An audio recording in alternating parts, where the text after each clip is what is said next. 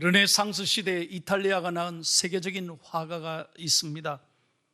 위대한 천재 레오나르도 다빈치. 우리는 그 다빈치를 생각하면 얼마나 하나님께 감사한지 몰라요.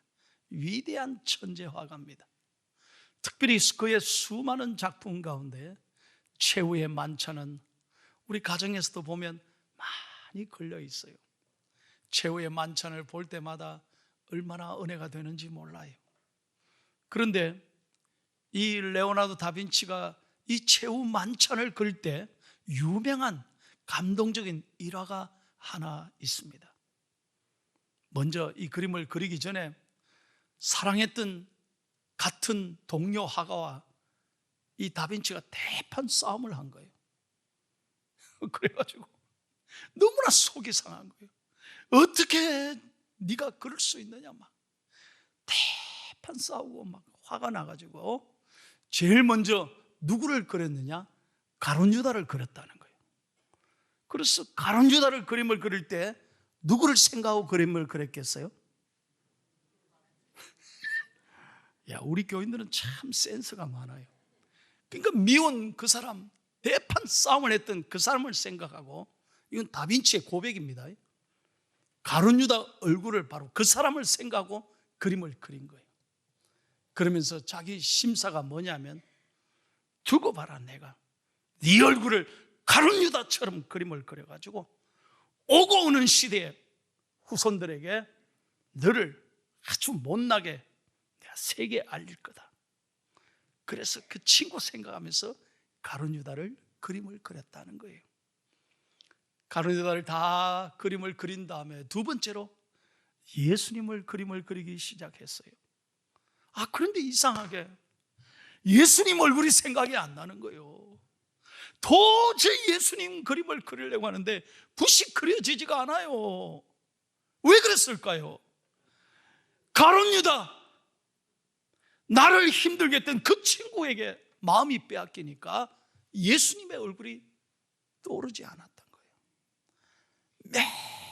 며칠간 끙끙 앓다가 붓을 내려두고 그 대판 싸웠던 그 친구 집을 찾아가는 거예요. 다빈치가 대단한 사람입니다. 그때 용서를 빌고 화해를 청하는 거예요. 미안하다, 내가 잘못했다고, 미안하다. 정오심에 불타니까, 미움이 쌓이니까 그림이 안 그려진다는 거예요. 예수님의 모습이 떠오르지 않는다는 거예요. 그래서 여보게 미안하네, 용서해 주게. 그래서 둘이서 화해하고 눈물을 흘리고 집으로 돌아와서 예수님의 그림을 그리기 시작했고, 그 유명한 최후의 만찬을 완성할 수 있었다는 거예요. 저는 이 얘기를 평생 잊을 수가 없어요. 여러분, 우리도 마찬가지예요. 오늘 예배드리러 왔지만 우리가 정말 예수님의 모습을 한번 눈을 감고 떠올려 보세요. 예수님의 얼굴이 왜 그려지지 않느냐 하면, 우리 마음의 미움과 분노와 상처와 아픔 속에, 갈등 속에 나를 찌르고 있는 사람은 절대로 예수님 모습을 상상할 수 없어요. 오늘 설교를 들을 때도 마찬가지예요. 여러분 마음속에 미움과 갈등과 정오와 분노 속에 사로잡혀 있는 한 절대로 말씀이 귀에 들어오지 않아요. 다 지나가 버리고 만다는 거예요. 저는 한국에 와서 너무너무 가슴이 아파요. 참 좋은 것도 많은데 요즘 코로나를 겪으면서 참 마음이 아파 새벽마다 기도하는 제목이 뭐냐?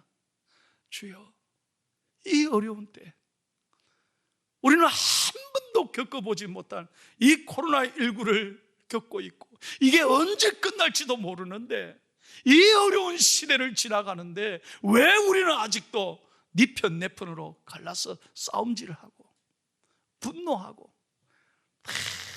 이 어려운 때 정치를 보세요. 경제를 보세요. 우리 오늘 장로님도 기도하시잖아요. 너무너무 가슴이 아프다 이 말이에요.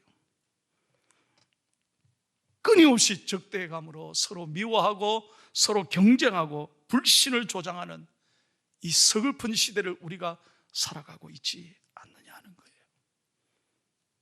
오늘 말씀의 제목은 화해자 예수 그리스도입니다. 여러분 오늘 성경을 잘 보십시오. 오늘 우리 예수님은 어떤 분이십니까? 성경에 예수님에 대하여 뭐라고 말씀하십니까? 이 땅에 우리 예수님은 화해를 위하여 이 땅에 오신 줄로 믿습니다. 13절, 14절, 15절을 다 함께 성경을 펴고 오늘 성경을 펴고 함께 읽겠습니다. 13절, 14절, 15절 시작. 이제는 전에 멀리 있던 너희가 그리스도 예수 안에서 그리스도의 피로 가까워졌느니라. 그는 우리의 화평이신지라. 둘로 하나를 만드사 원수된 것 곧 중간에 막힌 담을 자기 육체로 하시고 법조문으로 된 계명의 율법을 폐하셨으니 이는 이 둘로 자기 안에서 한 세 사람을 지어 화평하게 하시고 아멘. 예수님께서는 이 땅에 화해의 사도로 오셨습니다. 둘로 하나를 만드셨습니다. 여러분 우리를 생각해 보십시오. 우리가 어떻게 하나님 앞에 나아갈 수 있습니까? 얼마나 죄 많은 인간인데 어떻게 감히 하나님 앞에 설 수 있습니까? 여러분 가운데 제가 정말 묻고 싶습니다. 여러분 가운데 나는 죄가 없다, 나는 100% 완벽하다, 손 한번 들어봐요. 그런 분이 있습니까? 이 손 목사도 부끄러운 죄인이에요. 감히 하나님 앞에 고개 들 수 없는 죄인인 거예요. 이 세상에 의인은 하나도 없습니다. 그러므로 죄의 삭은 사망에 의해 우리는 다 죽을 수밖에 없습니다. 그런데 예수 그리스도가 이 땅에 오심으로 우리의 모든 죄를 단번에 깨끗하게 용서하셨습니다. 그래서 우리가 오늘 하나님 앞에 예배하는 믿음의 자녀가 되고 우리의 죄가 깨끗하게 용서받고 우리는 오늘 죽어도 천국에 입성하는 영광을 누리며 살게 된 것입니다. 예수님께서는 멀리 있던 사람들을 하나로 만드셨다는 거예요. 그때 당시 유대인들의 아닌 사람은 사람 취급도 안 했습니다. 이방인들을 인간으로 생각도 안 했어요. 다 개처럼 쳐다봤습니다. 유대인들은 성전의 마당도 제사장의 뜰, 유대인의 뜰, 이방인의 뜰로 구분했습니다. 절대로 유대인들은 이방인의 뜰에 가지 않습니다. 이방인들도 그 누구도 유대인의 뜰에 들어오면 결코 그들은 용납하지 않았습니다. 큰 동네에 유대의 마을에 사마리아가 땅이 있는데 그 길로 지나가면 가까운 거리인데도 절대로 사마리아인들을 인간 취급하지 않았기 때문에 그들은 사마리아를 그들도 보지도 않았고 통과하지도 않았습니다. 그런데 오늘 말씀에 그렇게 서로 갈라져 있던 둘을 예수 그리스도의 십자가의 피로 그 사랑으로 하나 되게 만드셨다는 겁니다. 예수님은 이것을 위해 오셨다 이 말이에요. 이걸 여러분 잊으시면 안 돼요. 오늘 우리 가정에 이 십자가의 은혜가 살아있으면 부부간에 하나 될 수 있습니다.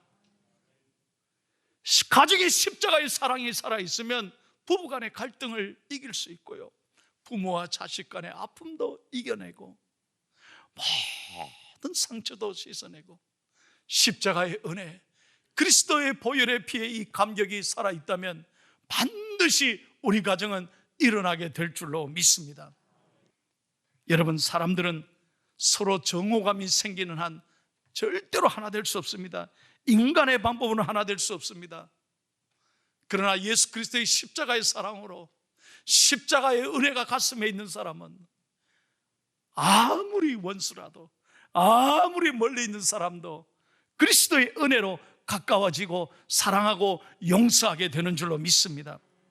오늘 15절 말씀해 보니 율법은 우리를 정죄한다 그랬어요.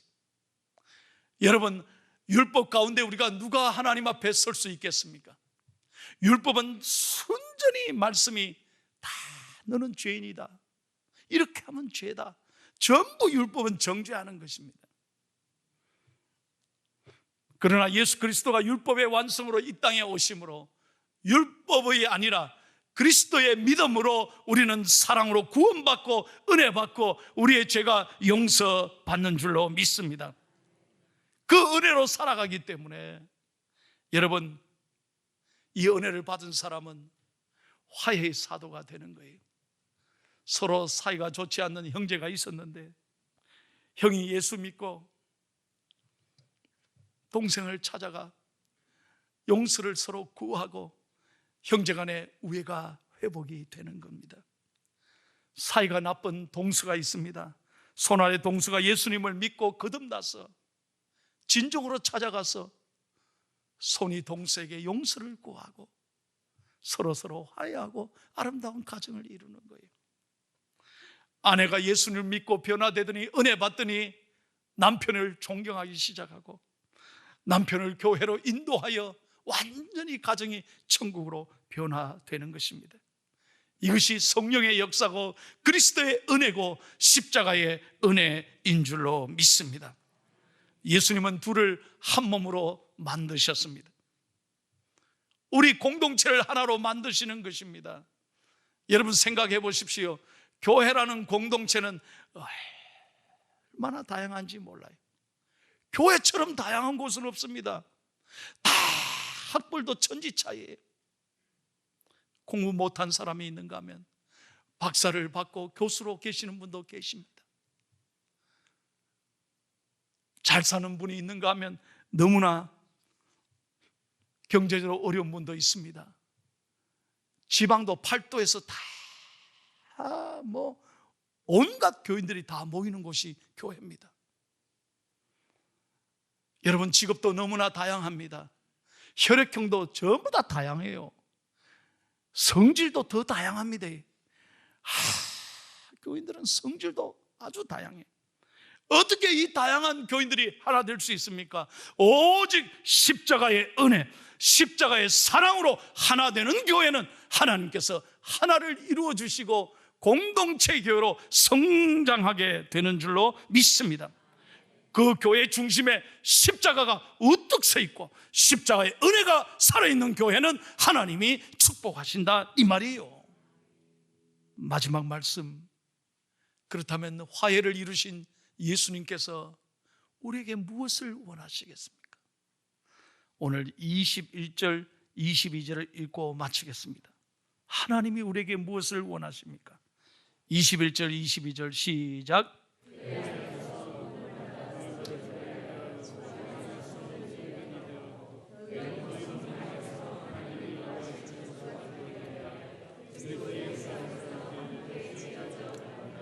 아멘. 이제 우리는 한 몸이 되었습니다. 이제 우리는 둘이 함께 아버지 앞으로 나아가는 사람이 되었습니다. 이제는 우리는 동일한 시민이 됐고 하나님 나라의 시민이 되었고 하나님의 아름다운 동일한 권속 시민이 되고 자녀가 되었습니다. 그러므로 오늘 마지막으로 원하시는 것은 함께 지어져 가느니라. 서로 함께 배려하고, 은혜되면 아멘 좀 하십시오. 서로 함께 배려하고 함께 책임을 지고 함께 눈물을 흘리고 함께 아픔을 나누고 함께 격려하고 사랑하는 공동체가 될 때 하나님이 기뻐하신다 이거예요. 이것이 하나님께서 우리에게 원하시는 모습이라 이 말이에요.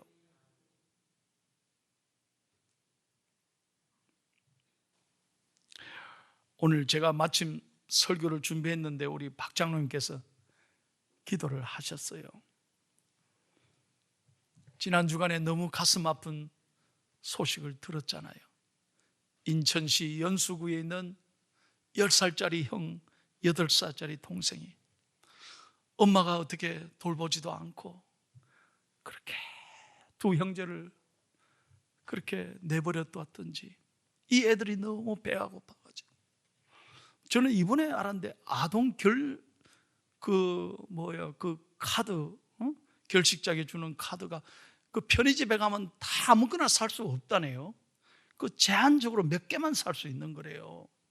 그래 이 애들이 하루 종일 굶고 말이죠. 편의점에 와서 15분간을 이래 돌아보면서 형제지간에 뭘 살까 살 수 있는 게 뭐냐? 배는 너무 고픈데 둘이가 너무 말랐더라고요. 또 보니까.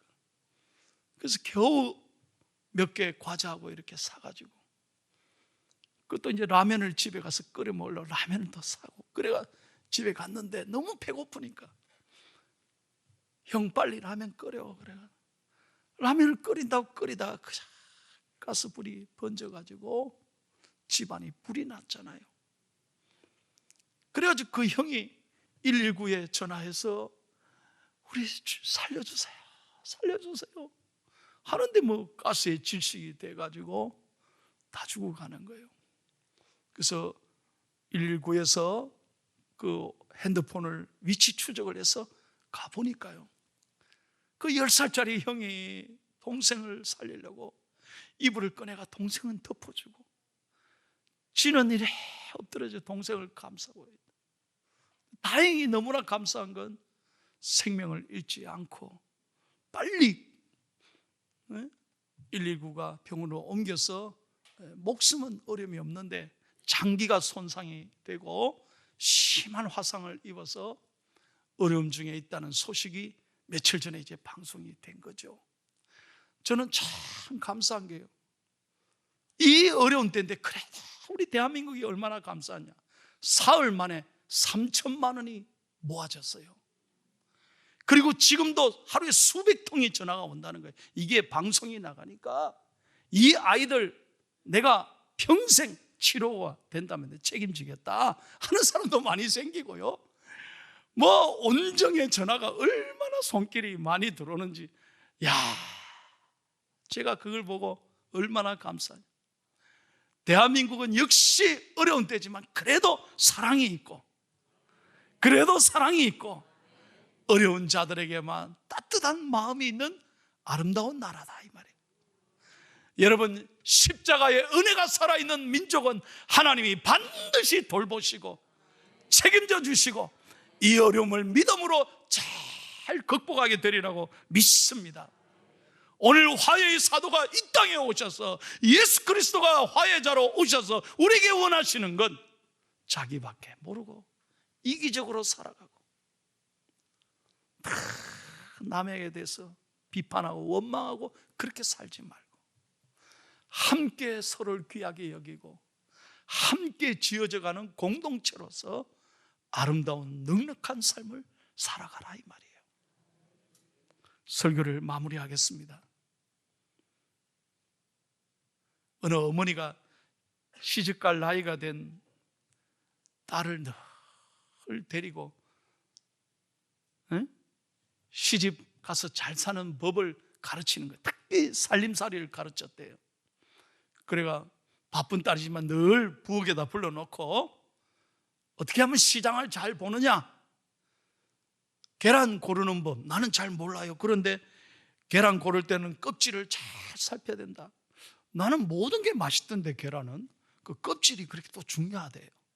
무는 어떤 무를 사야 되느냐, 뭐 이런 것까지 어머니가 다 가르치는 거예요.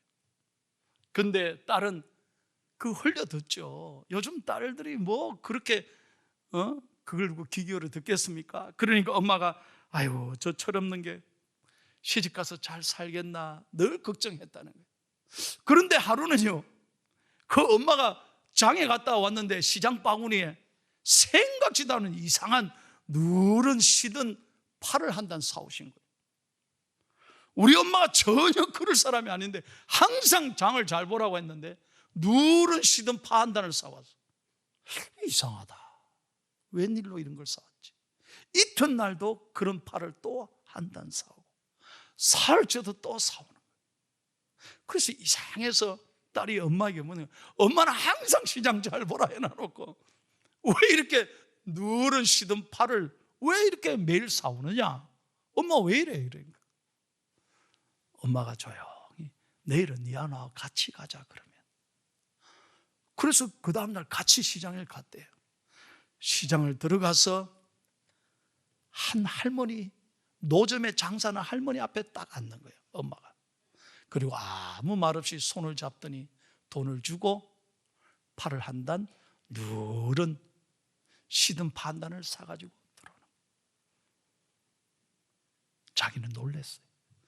엄마가 딸에게 하는 말이, 얘야, 이 할머니는 아들은 돈 번다고 서울 가서 연락도 안 되고, 할머니가 너무 몸이 아파서 겨우겨우 살아가는데, 몸이 아파서 팔을 잘 돌보지를 못해서 이 파들이 다 누렇게 시들었단다. 그래도 이거라도 팔아야 먹고 산다고 할머니 이렇게 나와 계신다고 하니 엄마가 마음이 아파서 아무 말 없이 며칠 동안 그 팔을 산 거야. 물건을 잘 사는 것도 중요하지만 마음으로 사는 게 더 소중하다. 마음으로 사는 게. 여러분, 우리가 이렇게 예배 잘 드리고 근사한 곳에서 예배당에서 멋지게 예배 드리고 시장에 가서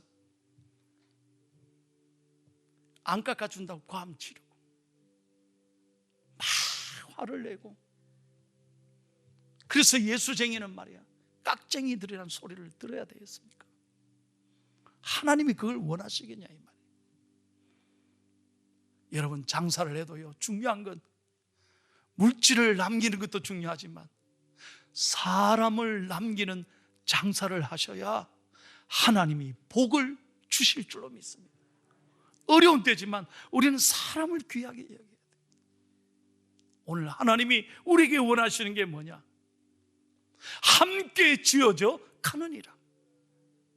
왜 예수가 이 땅에 오셨습니까? 왜 예수님이 이 땅에 죽으셨습니까? 왜 예수님이 십자가를 지셨습니까? 함께 지어져 가느니라. 말씀을 맺겠습니다. 우리가 잘 아는 동화 작가 이솝이 있습니다. 이솝 우화를 잘 아시죠? 이 이솝은 어릴 때부터 관찰 능력이 뛰어났다고 그래요. 그래서 한 번은 선생님이 이솝에게 얘기합니다. 이솝아, 목욕탕에 가서 사람이 얼마나 모였는지 보고 오라. 이솝이 예, 쫓아갔습니다. 목욕탕 가니까 수많은 사람들이 모여 있는 거예요. 그런데 돌아와서 선생님이 뭐라고 말하냐? 갔다 왔냐? 예, 다녀왔습니다. 사람이 얼마나 있더냐?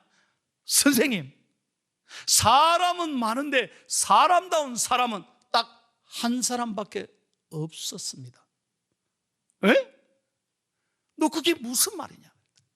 제가 보니까요, 선생님, 그 목욕탕 앞에 거친 돌이 하나 장애물이 놓여 있어가지고 그 사람들 다 지나가는데 부딪히고 어려움을 주는데 다 자기밖에 모르고 남을 배려 안 하고 다 각자 들어가는데 딱 한 사람만 그걸 옆으로 가지런히 치워놓고 혼자 들어갑니다. 내가 보니 사람다운 사람은 딱 한 사람입니다. 저는 이 얘기를 마지막으로 여러분과 나누고 싶어요. 교인 수천 명, 수만 명이 중요하겠어요?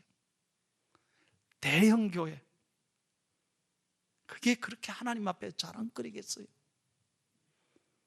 하나님이 찾으시는 한 사람, 화해자 예수 그리스도를 본받아 이 땅에 사는 동안 사랑하고 용서하며 십자가의 은혜를 나누는 진정한 자랑스러운 하나님이 기뻐하시는 포항 중앙의 아름다운 성도가 되기를 예수님의 이름으로 축원합니다.